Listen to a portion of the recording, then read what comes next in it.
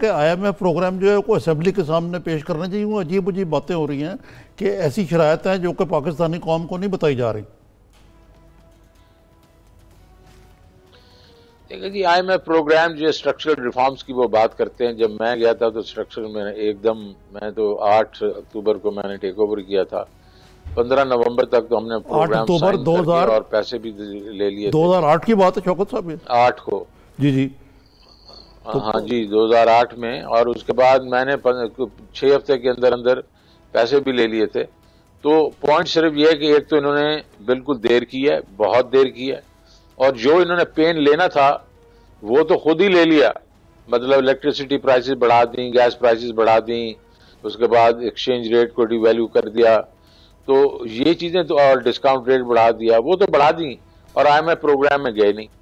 تو اسی وقت یہ پہلے چلے جاتے تو کم از کم اس کے بعد تو پین نہ ہوتا نا. اب وہ جو ہے کہ ان کی کنڈیشنالٹیز اس سے اوپر آئیں گی. اب وہ کہیں گے اچھا اور روپے کو کم کرو, اور ڈسکاؤنٹ ریٹ کو بڑھاؤ, اور گیس پرائسز اور الیکٹریسٹی پرائسز کو بڑھاؤ. تو یہ چیزیں جو ہیں یہ ابھی ہمیں ذرا یہ اس کا نقصان ہوگا. دوسری چیز یہ ہے کہ وہ اسٹرکچرل ریفارمز کی بات کرتے ہیں. میرے وقتوں میں ہم نے وہ اسٹرکچرل ریفارم شروع کر دیے تھے. ریونیو میں یہ VAT کا ہم نے کوئی امپلیمنٹیشن کر دینی تھی 2010 کے جون میں. پھر اس کے بعد یہ پبلک سیکٹر انٹرپرائزز کے لیے میں نے یہ کہا تھا کہ ان کو منسٹری سے نکالیں. یہ بڑا اسٹرکچرل ریفارم ہے.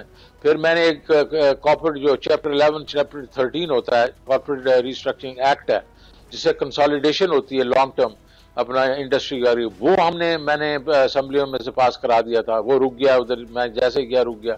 اور باقی لانگ ٹرم چیزیں جو ہیں وہ کرنی شروع کر دی تھی. لیکن مشکل یہ ہے کہ ہم جو مشکل ڈیسیژنز ہیں وہ ہم ایک دم وہ نہیں لیتے, اس کو پوسٹ پون کرتے رہتے ہیں. اور پچھلی حکومت میں تو اسحاق ڈار صاحب نے کمال ہی کر دیا.